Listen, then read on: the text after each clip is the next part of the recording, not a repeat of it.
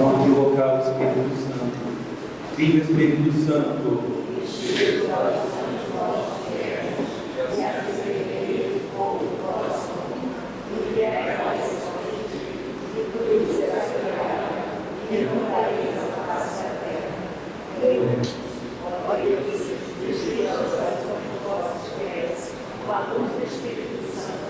Fazei que apreciemos certamente todas as coisas, segundo o Cristo Jesus, e gozemos sempre da sua consolação.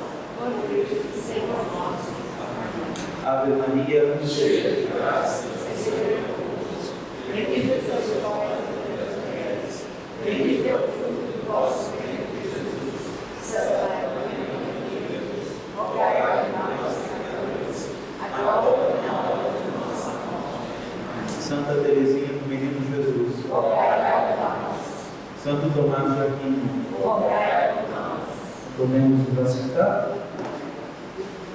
Então hoje nós iremos concluir o nosso segundo módulo do curso de História da Igreja.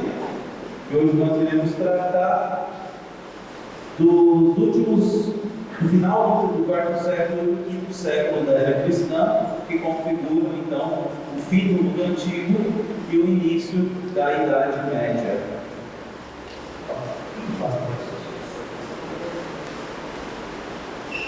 Vamos aproveitar aqui para que vocês possam ver os slides. Aí. Então hoje nós iremos começar a nossa aula falando do imperador Teodósio I, que foi imperador de Roma no ano 379 até o ano 395. E é muito importante a figura desse imperador, porque vai ser a partir de Teodósio que o cristianismo vai se transformar em religião oficial do Império Romano. Então nós vimos, desde o início do cristianismo, todo o percurso histórico de uma religião que foi perseguida nos 3 primeiros séculos, que ela foi pouco a pouco aumentando o número de fiéis, até que nós chegamos a Constantino, ano 313, Edito de Milão, que concede liberdade para os cristãos. E a partir desse momento nós vimos que Constantino não só vai conceder liberdade aos cristãos, mas vai favorecer o cristianismo. Porém, até o ano 380, o cristianismo não tinha status de religião oficial. Ele era sim a religião favorecida, pouco a pouco ele vai se transformando numa maioria. Os imperadores começam a favorecer a atuação da igreja, começam a favorecer os bispos, mas vai ser somente no ano 380, com o chamado Edito de Tessalônica, que o cristianismo vai se transformar em religião oficial do Império Romano. E isso vai ser permanente. Ou seja, a partir desse momento, o cristianismo vai ser a religião oficial dos países cristãos até 1960, mais ou menos. Você vai ter, por exemplo, os estados, eles começam a se laicizar no século XVIII, século XIX, mas até o século XX nós ainda temos que o cristianismo, a religião católica, tinha status de religião oficial. Por exemplo, a França, ela vai se transformar em estado laico em 1905, por exemplo. O Brasil vai ser até antes, né? O Brasil vai se transformar em estado laico em 1989, a transformação da República. Mas nós vemos que o Edito de Tessalônica, ele vai ter efeitos permanentes na história, principalmente durante a Idade Média. Então aqui eu trouxe para vocês um trecho do Edito de Tessalônica que explica bem qual era o propósito do imperador Teodósio ao proclamar o cristianismo religião oficial do Estado.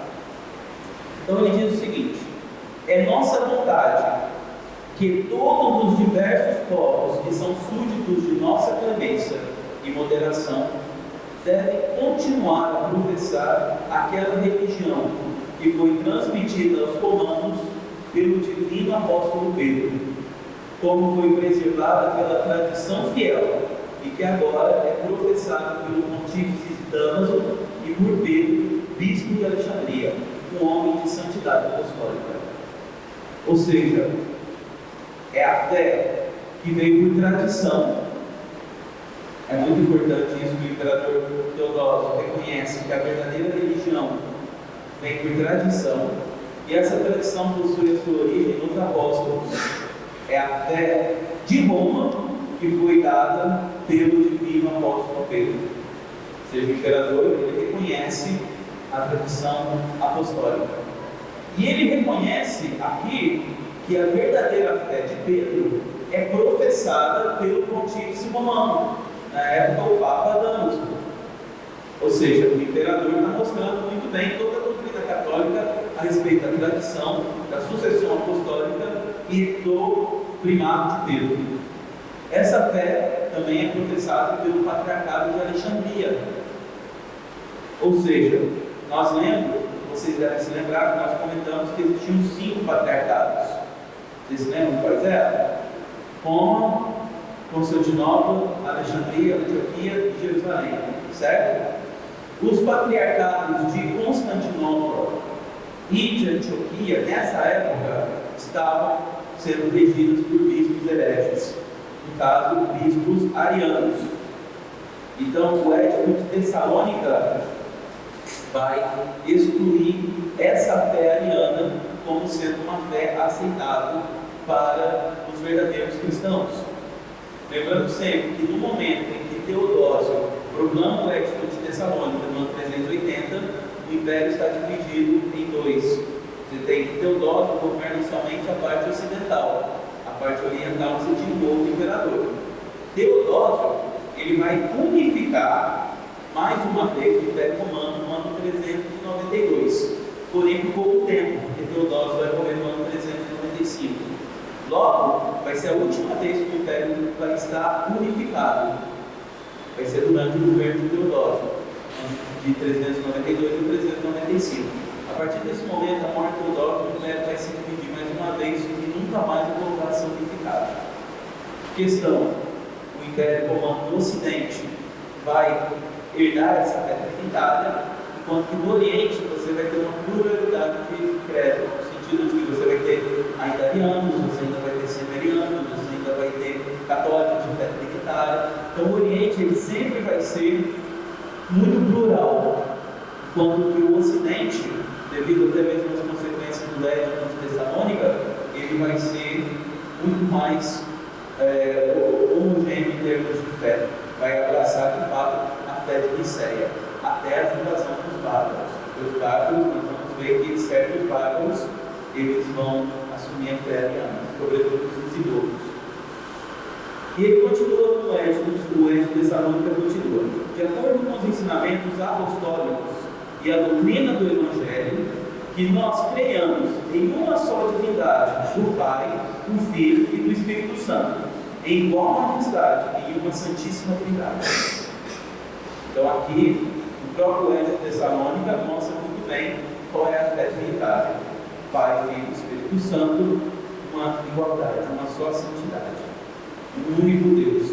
Essa era a fé de Roma.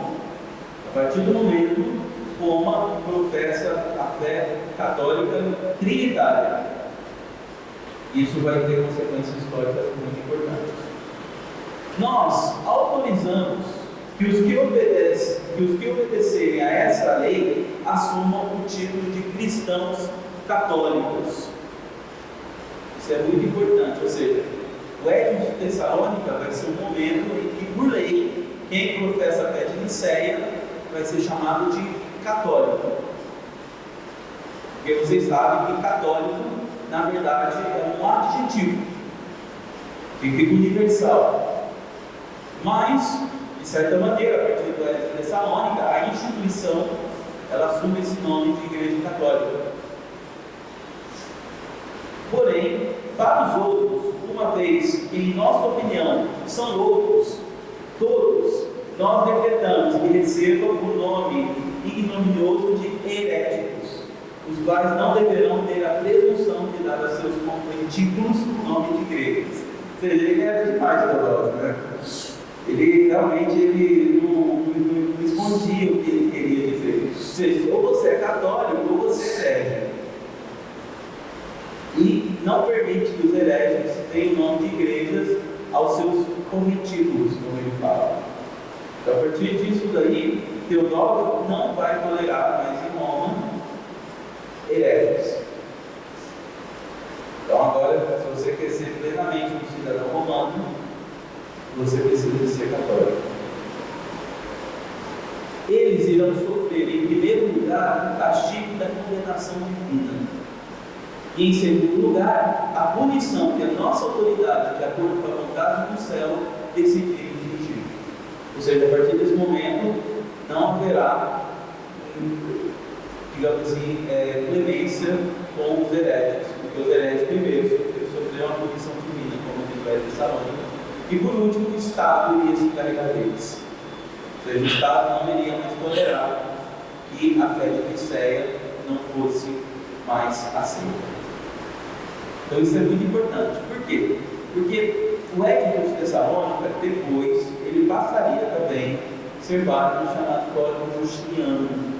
Para quem estuda direito, já deve ter ouvido falar do Código Justiniano, que vai ser o Código de Lei do Imperador Justiniano, século V e VI, que vai ser as bases do direito de forma geral. Né? O famoso direito romano, ele é condensado no Código Justiniano. E no Código Justiniano, essa lei de que a fé trinitária de Nicéia é a fé legal do Império Romano. Então isso é muito importante. Durante toda a Idade Média vai ser assim. Durante toda a Idade Média, que nós vamos começar a estudar no módulo 3, não tem essa de não ser católico. Todo mundo era católico. Todo mundo devia aceitar a fé de Nicéia. Então, olha, isso é muito importante do ponto de vista histórico, no desenvolvimento da igreja. Isso vai ser muito importante. Então, Teodósio ele vai começar com uma política também de, digamos assim, de frear o paganismo e de interromper todas as práticas pagãs do Império Romano. Porque, como eu tinha dito para vocês, com o Edito de Milão, 313, Constantino dava liberdade de culto a todas as pessoas. Não só os cristãos teriam liberdade de culto, mas também os pagãos teriam liberdade de culto. Os pagãos não eram mais favorecidos pelo Império, mas eles tinham liberdade. A partir de Teodósio, os pagãos não vão ter mais liberdade de culto do Império Romano. E pouco a pouco, Teodósio vai impor leis que vão impedir o culto pagão. Então, a primeira lei que ele vai colocar, ano 381, ou seja, um ano depois do Edito de Tessalônica, Teodósio vai proibir os sacrifícios pagãos. Não era mais possível oferecer sacrifícios aos deuses pagãos. Isso seria punido por lei. Segundo, ano 388, ele ordena a destruição dos templos. Então você tinha muitos templos pagãos em todo o Império Romano. Teodósio vai ordenar que eles sejam destruídos. E o próprio Teodósio vai destruir os templos. Ele não vai somente ordenar, ele mesmo vai lá e destrói os templos, sobretudo os que estavam em Roma. No ano 391, ele vai cortar todo o financiamento político, todo o financiamento de dinheiro, todo o financiamento aos políticos que eram pagãos. E no ano 391, ele faz algo que de fato vai cessar todo o paganismo romano, que é quando se extingue o fogo do templo de Vesta. Já ouviram falar do templo de Vesta, em Roma? O templo de Vesta, para quem ouviu em Roma, fica nas margens do Rio Tigre, perto da igreja de Santa Maria de Cosmedin. É onde tem a famosa Boca da Verdade. As pessoas gostam de ir nessa igreja, uma fila gigantesca na porta para ver essa tal da Boca da Verdade. E perto dessa igreja de Santa Maria de Cosmedin tinha o templo de Vesta. E dentro do templo de Vesta tinha um fogo. E segundo as crenças pagãs, esse fogo é o que garantia a salvação de Roma. Enquanto esse fogo queimasse, Roma seria vitoriosa nas batalhas. Então essa era a crença dos povos pagãos. E esse fogo era vigiado por virgens, chamado as virgens vestais. Então eram meninas que eram tiradas dos pais, muito crianças, e eram criadas no tempo de festa, e elas deveriam permanecer virgem toda a vida, com punições terríveis se elas quebrassem o voto, né, que elas faziam de virgindade. Elas eram mortas simplesmente, e elas tinham como missão manter aceso o fogo do tempo de festa. Então, na crença pagã de Roma, se o fogo extinguisse, é porque Roma iria perder as batalhas. Se o fogo estivesse brilhando, Roma seria vencedor. Ou seja, a vida de Roma era muito pautada no que estava acontecendo no tempo de festa. Era um tempo muito importante em Roma. Quando se tinha uma calamidade, os romanos se dirigiam ao tempo de festa para ver o que aconteceu no tempo. Será que o fogo se extinguiu? Então, assim, para a cultura romana, para o paganismo romano, o tempo de festa era o coração de Roma, que garantia a salvação do povo romano. Mas Teodósio vai mandar destruir o templo e extinguir para sempre o fogo do santuário de festa. Então, isso, na mentalidade romana, era realmente o fim do paganismo em Roma. E o imperador vai fazer isso. Então, a gente poderia colocar como uma data oficial para o fim do Império, para o fim do paganismo em Roma, esse ano 391, quando o fogo de festa, depois de, sei lá, mais de 1 ano, ele se extinguiu para todo sempre. E hoje, o tempo de festa é um lugar legal para visitar, mas não passa de ruínas. E outra coisa, com Teodósio, os bispos passam a ganhar muitos poderes. E dentre esses bispos que passam a ter muitos poderes, um deles vai ser o bispo de Milão, que se chamava Ambrósio, mais conhecido entre nós como Santo Ambrósio. E Santo Ambrósio vai ganhar uma moral absurda no tempo de Teodósio. De tal maneira que Santo Ambrósio vai passar a influenciar diretamente na política imperial. Inclusive, vai exigir do imperador coisas que os imperadores romanos nunca fizeram. Por exemplo, o imperador Teodósio ordenou que a cidade de Tessalônica fosse destruída, porque eles se revoltaram contra o poder imperial. E toda a cidade de Tessalônica, como diz as Escrituras, foi passada a fio de espada, por ordem do imperador Teodósio. Quando ele volta para Roma, aliás, volta para Milão, porque nessa época a capital do império realizava muito, ora era em Milão, ora em Ravenna, ora em Roma. Quando ele volta para tomar posse do seu lugar na Catedral de Milão para a missa, Santo Ambrósio proíbe o imperador de se sentar no presbitério. Proíbe o imperador de receber a comunhão porque ele tinha massacrado a cidade de Tessalônica. E por 9 meses o imperador romano fica proibido de comungar, tem o imperador por ordem de Santo Ambrósio. E ele só foi permitido voltar à comunhão depois de ter feito penitência pública e fazer uma procissão em Milão vestida de sacos. Então a gente vê que o imperador de Roma, que decidia a vida e a morte das pessoas na época do paganismo, agora fazendo penitência pública por ordem de um bispo. Então a gente vê como a chave mudou em Roma. Como as coisas mudaram. Então a igreja foi, de fato, ganhando poder. Santo Ambrósio também vai influenciar na política dos judeus, porque Teodósio tinha punido alguns cristãos que tinham destruído uma sinagoga. Quando Santo Ambrósio fica sabendo que cristãos tinham sido punidos por destruir uma sinagoga, Santo Ambrósio vai reclamar diante do imperador e falar: o senhor é um príncipe cristão. A sinagoga não deve existir, porque a sinagoga não foi grata a Deus. Diante disso, Teodósio ele mesmo vai destruir sinagogas. Diante disso, então quando a gente vê, estou falando que tem que destruir sinagoga, não, pelo amor de Deus, não estou dizendo isso. Mas estou dizendo o seguinte: que os bispos passam a influenciar diretamente a figura do imperador. Isso vai ser um crescendo na história. A partir desse momento, o poder episcopal vai ganhar muita força pelos próximos 1.200, 1.300 anos. Aí isso começa a partir de Teodoro, com o Edito de Tessalônica. E dentre os bispos que vão ter um poder imenso dentro do Império Romano, nós já falamos aqui de Santo Ambrósio, mas vai ser sobretudo um dos discípulos de Santo Ambrósio, que vai ter um poder muito grande, sobretudo pela sua inteligência, pela sua oratória e pelos seus escritos. Não vai ser nem tanto um poder político, se bem que ele teve também influência política, mas sobretudo pelo poder das suas obras, que vai ser Santo Agostinho.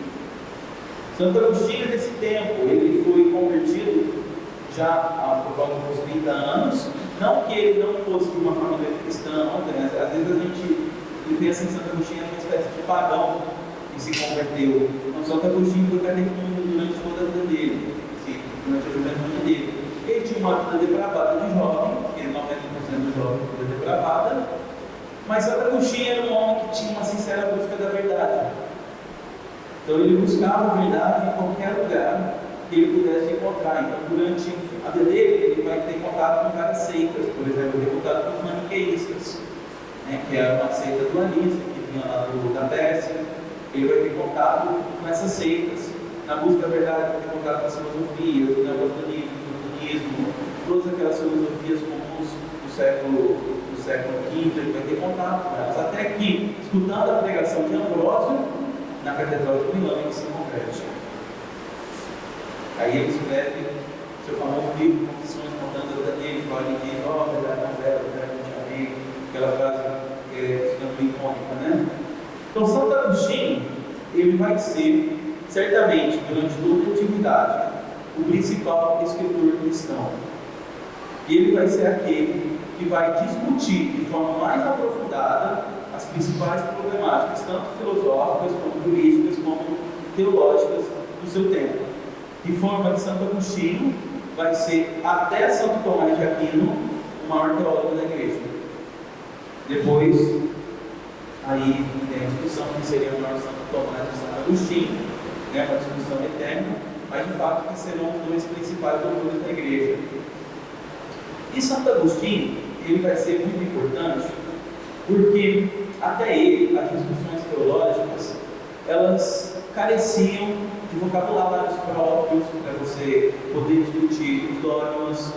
Eram discussões assim, muito bíblicas, muito alegóricas em torno das Sagradas Escrituras, enquanto que Santo Agostinho, assim como tinha feito São Agostinho no passado, e alguns outros também já tinham feito, mas Santo Agostinho vai fazer de forma mais brilhante, ele vai usar muito da especulação racional para procurar entender os dogmas cristãos. Então, Santo Agostinho vai ser muito importante, sobretudo na discussão, por exemplo, da Trindade. Ele vai fazer um tratado chamado De Trinitate, no qual ele vai, de maneira muito mais brilhante que os seus antecessores, dar elementos teológicos para o dogma da Santíssima Trindade. Mas Santo Agostinho vai discutir também a questão do mal. Você tinha um problema filosófico para entender o que era o mal. E Santo Agostinho vai ser o primeiro a escrever um De Malo, no qual ele vai, de maneira muito filosófica e muito profunda, mostrar o que é o mal. Entendeu? Ele vai apresentar o mal como uma ausência de bem. Então, já é um princípio que não se pensava antigamente. Então, ele vai dar respostas, digamos assim, mais aprofundadas para essa questão do mal. Ele vai tratar, por exemplo, da questão da luta entre o bem e o mal na história da humanidade, e um livro que ficou muito conhecido chamado A Cidade de Deus, que é uma das principais obras de Santo Agostinho. Então, e nesse A Cidade de Deus, ele vai desenvolver toda uma teologia política também. Então, ele foi um pensador muito diversificado. Vale muito a pena ler os textos de Santo Agostinho. Ele vai influenciar todos os teólogos posteriores a ele, inclusive o próprio Santo Tomás. Santo Tomás, as pessoas que ele mais citam nas suas obras são Aristóteles, Santo Agostinho e as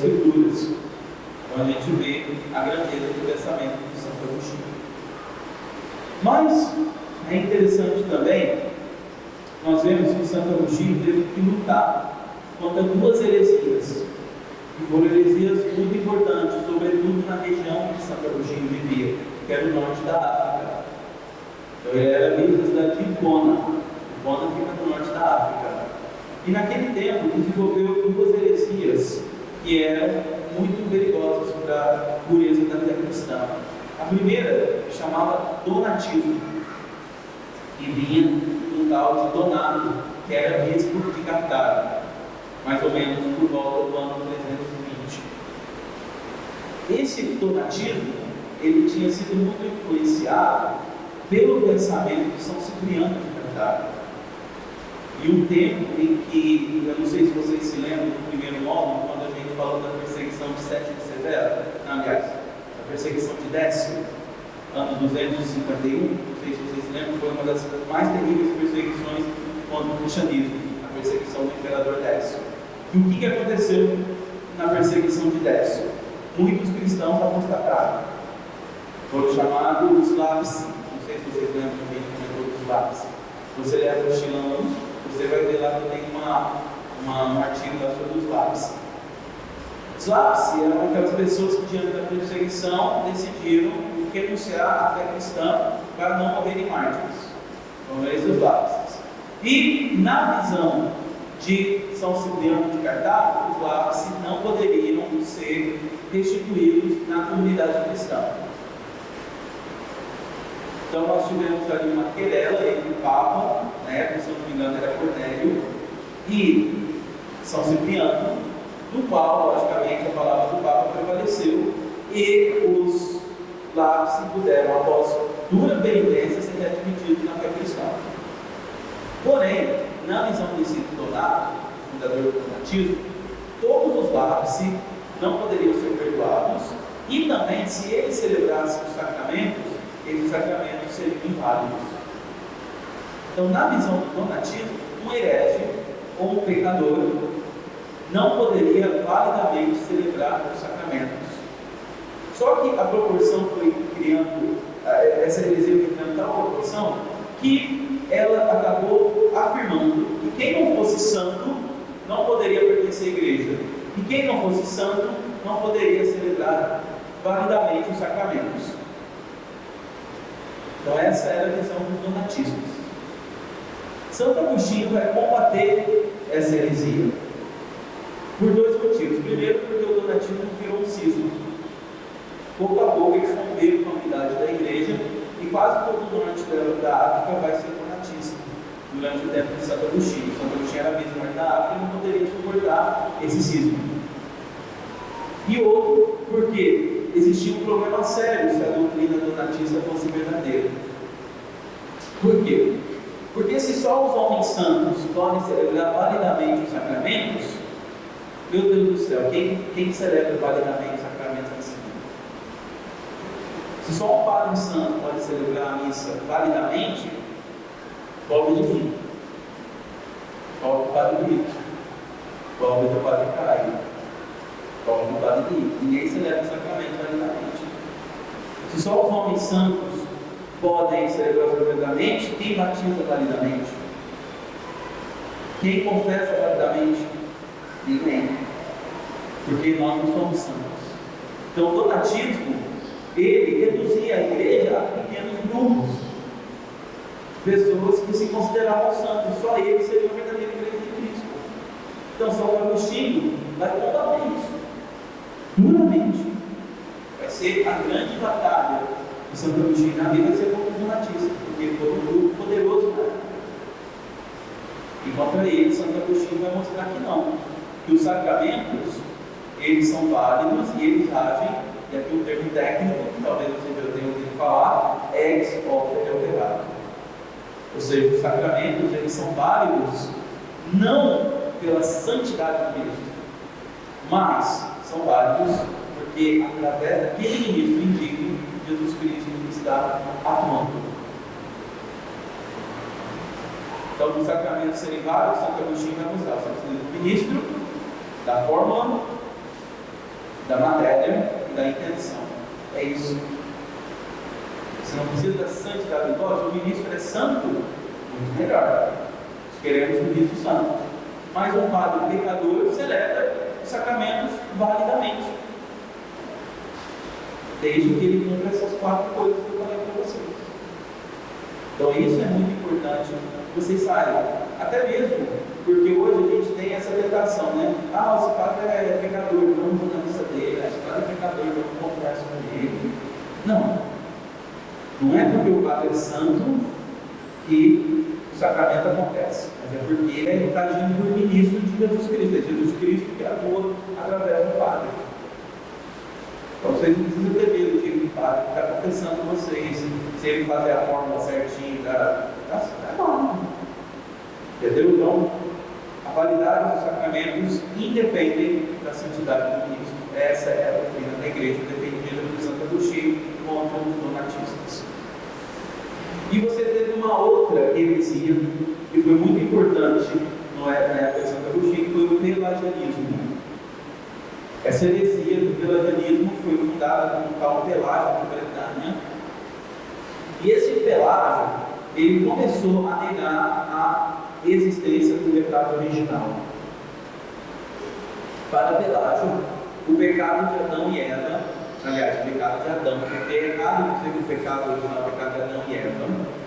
O pecado original é o pecado de Adão, porque Adão era a cabeça da humanidade, e nós herdamos a culpa pela falta de Adão, não pela falta de Eva. Isso é uma verdade teológica. Basta ler o Exúltero. Vamos cantar semana que vem, sábado que vem, nós vamos cantar o Exúltero, e vocês vão ver que lá diz: ó, feliz culpa de Adão, que mereceu tão grande Salvador. É a culpa de Adão que é a origem do pecado original, não é a culpa de Adão e Eva. Mas, segundo esse Pelágio, a culpa de Adão era só dele.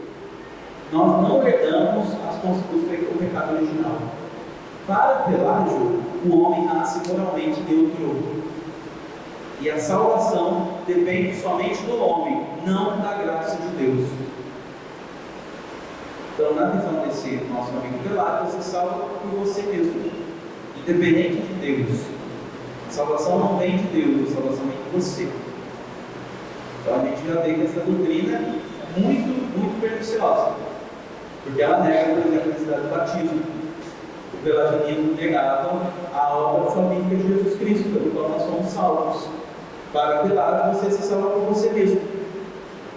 Como? Pelo seu esforço. Para ele, a graça é algo que já está na nossa própria natureza. A graça não é um auxílio divino que nos ajuda a nos mover muito bem. Mas para Pelágio, a graça é nossa própria natureza operante. Logo, você não tem um auxílio essa de Deus para que você se salve. Não é Deus que opera a sua salvação, é você que se salva por si mesmo.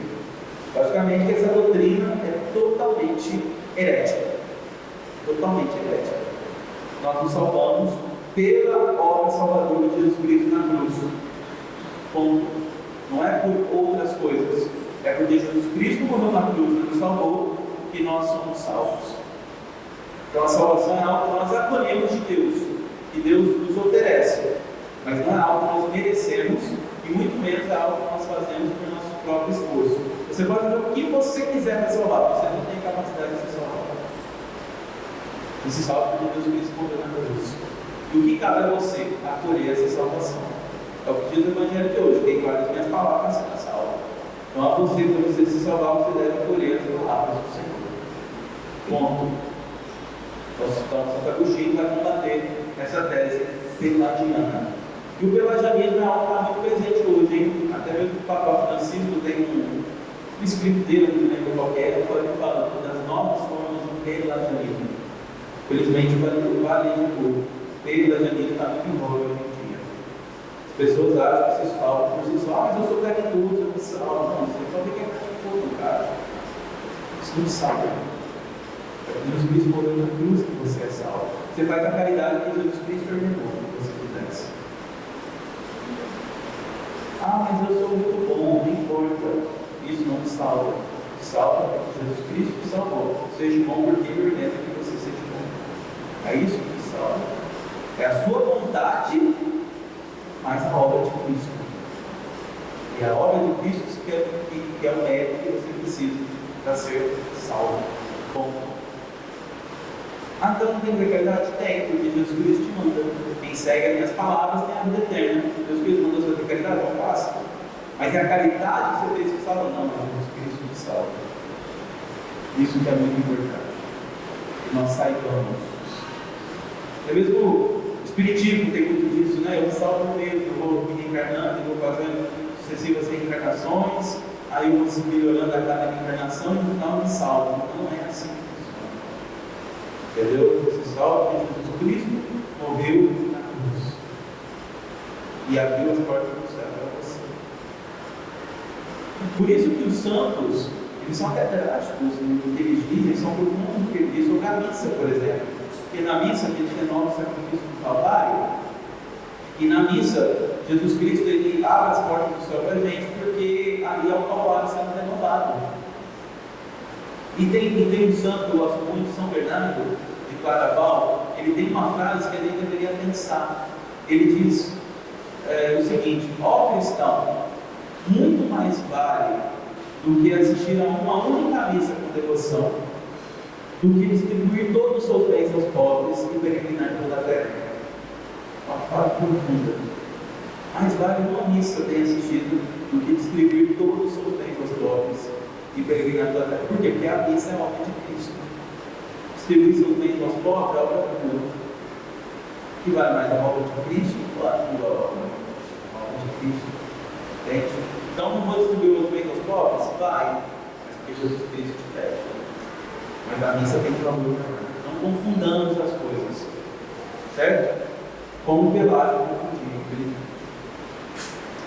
Mas tem um outro que foi muito importante nessa época, que foi São Jerônimo.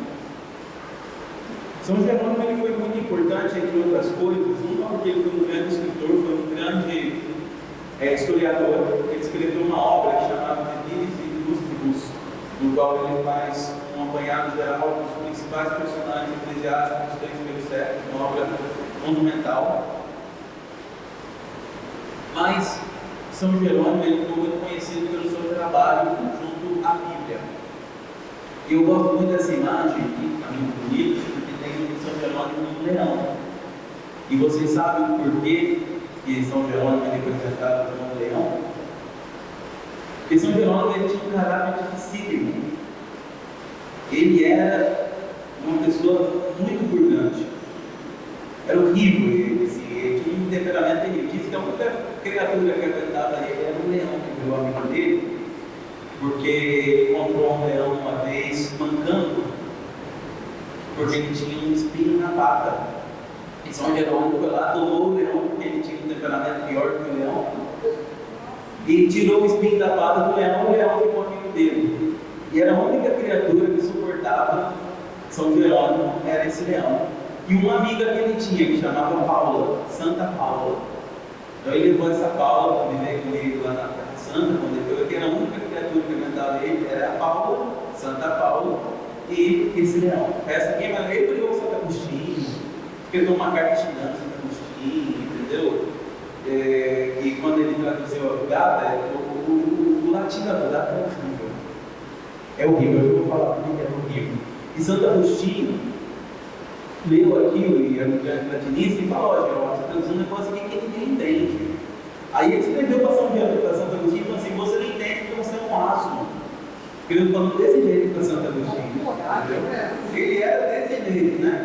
E uma outra pessoa perguntou para São Jerônimo: por que você foi viver escondido nas cavernas na Terra Santa? São Jerônimo respondeu para ele: porque eu não quero ver sua cara. Mas era muito mal criado. Ele era muito mal criado, mas foi essa pessoa que Deus escolheu para dar um dos maiores tesouros da igreja, que foi a tradução latina da Bíblia. Os primeiros cristãos, nós temos, aliás, se você for ver a história da Bíblia, nós temos a Bíblia originalmente escrita em hebraico. Mas a Bíblia ela foi traduzida no século III a.C. para o grego, numa versão que ficou conhecida como a versão dos 70. Já ouviu falar da versão dos 70 da Bíblia? Foi uma versão da Bíblia, logicamente, que eu estou falando do Antigo Testamento, que foi feito em Alexandria, e segundo a tradição, por 70 sábios que foram convocados da Alexandria para traduzirem a Bíblia do hebraico para o grego. Então ele ficou conhecido por uma versão dos 70. Essa versão grega era a versão que os cristãos usavam nos 3 primeiros séculos. Não usavam a versão hebraica, mas usavam a versão grega.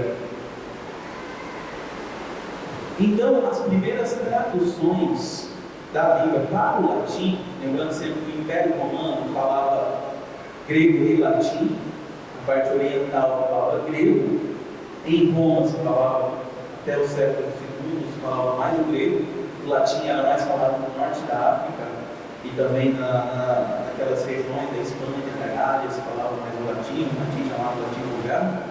Você tinha várias versões da Bíblia latina, chamada Vetus Latina. Só que essas traduções eram mal feitas, eram muito imprecisas, e você tinha várias traduções correndo naquela época. Então, o Papa Damaso, que nós já citamos aí na Epístola de Tessalônica, ele queria que houvesse uma versão unificada do texto latino da Bíblia e que fosse fiel aos originais, mais fiel do que a Vetus Latina. Ele encarrega essa missão a São Jerônimo, que era um latinista, um poliglota dos melhores. Ele conhecia praticamente todas as línguas antigas. E ele foi encarregado, então, de fazer do Papa Damaso essa versão. E o que é interessante que São Jerônimo, ele vai traduzir o Antigo Testamento a partir dos originais hebraicos. Ele não vai usar a tradução da 70, excetuando os livros chamados deuterocanônicos, né, que eram escritos em grego. Né? Então ele vai fazer essa tradução. Essa tradução, apesar de ter sido feita assim por São Jerônimo, o latim é muito ruim. Por que o latim é muito ruim? Porque São Jerônimo queria manter a fidelidade ao original. Então, você percebe que ele sacrificou a beleza do latim para fidelizar ao texto original. É por isso que o texto não ficou bom. Então, você tem certas coisas que são difíceis de entender quando você lê a Vulgata. E essa Vulgata foi, até o ano 1979, se eu não me engano, posso ter errado a data, 76, ou 79, a versão oficial da Igreja Católica. Então, São Jerônimo faz isso por volta do ano 400, vamos colocar assim, até recentemente, até 40 anos atrás, era a versão oficial da Bíblia Católica. Os textos da liturgia eram retirados da Vulgata. E hoje nós temos uma nova versão da Vulgata, chamada Neo Vulgata, que é um texto latino, assim, meio, não vou dizer modernizado, mas deu uma corrigida do latim para ficar um pouco mais bonito. Só que quem era acostumado com, por exemplo, ler o breviário antigo com os textos da Vulgata antiga, quando lê o breviário novo não consegue entender nada, porque se mudou e o texto não ficou tão sonoro como a gente já era acostumado quando tinha o texto da Vulgata. Mas a Vulgata foi a versão oficial da Igreja Católica por séculos. Então a gente vê a importância de São Jerônimo. E por isso que São Jerônimo é considerado o padroeiro dos estudos bíblicos. Por quê? Porque vai ser com ele que nós vamos ganhar uma versão oficial da Bíblia latina. Tanto o Velho como o Novo Testamento. Ele traduz tudo, palavra por palavra. Ele gastou muito tempo fazendo isso. Então, assim, foi uma obra monumental, né? Pro século, então, século IV. Então, assim, a inflexão de Jerônimo era cabeça. De fato, um homem dificílimo, mas cabeça. Para quem gostar, quem quiser um dia visitar, São Jerônimo está enterrado na Basílica de Santa Maria Maior em Roma. E se vocês forem no subsolo da Basílica, vocês vão ver uma casula muito feia, mas que é atribuída a São Jerônimo. Dizem que foi a casula que ele usava ser da missa, mas é muito feia. Não me entendo que era a casula de casula, que era horrorosa. Mas dizem que São Jerônimo usou para celebrar a missa. E o amigo leão dele que está aí, né? Bom, então, no Ocidente, Esses foram, digamos assim, dois dos grandes personagens da igreja no final do século IV, início do século V. Lembrando que não são os únicos, teve outros personagens também muito importantes aí na história da igreja nesse período, mas esses deixaram marcas, digamos assim, indeléveis na igreja. Então, tanto Santo Agostinho, com a sua obra teológica filosófica, como São Jerônimo, por sua obra bíblica. Então, no fim da antiguidade, a gente chega no fim da antiguidade, oficialmente nós colocamos no fim da antiguidade no ano 476, que é quando nosso amigo Rômulo Augusto, último imperador de Roma, ele é descoronado por Odoacro, que era um visigodo, eu acho que era visigodo, não me lembro exatamente para qual grupo bárbaro pertencia o Odoacro. Não, vândalos, acho que ele era vândalos, não lembro, infelizmente, não me lembro qual grupo bárbaro ele pertencia. Mas o fato é que os bárbaros, eles eram aquelas pessoas que viviam fora do Império Romano e não falavam latim. Normalmente era considerado bárbaro todo mundo que fosse fora do Império Romano. Então, aquelas pessoas que falavam língua germânica, as coisas eslavas, todo esse povo era considerado bárbaro. Eles eram pessoas assim, que em comparação com Roma, era uma civilização bem atrasada. Eles não conheciam, por exemplo, estradas, eles viviam em tribos, eles eram politeístas e, de uma certa maneira, eles começaram pouco a pouco a invadir Roma, mas de maneira, digamos assim, pacífica, no sentido de que Roma os invadia, os escravizava, trazia para dentro do Império Romano, e dentro do Império Romano eles se romanizavam, mas ficavam com aquele sentimento de que eu não sou daqui, eu não como escravo para cá, então um dia eu quero vingar o que foi feito comigo. E pouco a pouco os bárbaros foram crescendo em número dentro do Império Romano. E Roma, a partir do século III, vai começar, nós já vimos, a ter várias crises. Crises monetárias, a gente falou do Diocleciano, por exemplo. Diocleciano ele teve que lutar contra as crises monetárias em Roma. Você teve diversos problemas de crise religiosa dentro do Império Romano, crise ariana, isso do estabelecimento do Império.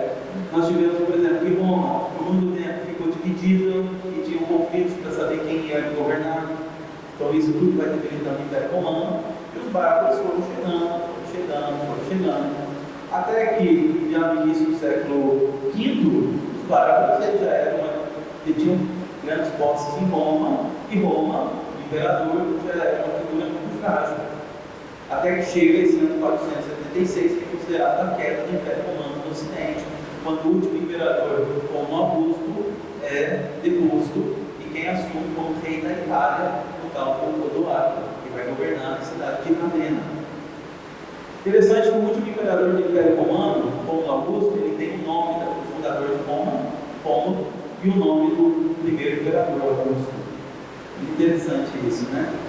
Ele vai ser aquele que vai ser o último imperador. O que é importante? A gente vem com a queda do Império Romano. Com a queda do Império Romano, a nível eclesiástico, os bárbaros, eles não tinham muita cultura. E os bárbaros eram seres muito violentos. O que vai acontecer é que a igreja vai ser a instituição que vai preservar o que existia do mundo civilizado. Então a igreja vai passar a ter uma importância grande desse novo mundo que surge na queda do Império Romano, porque a igreja ela tinha que civilizar.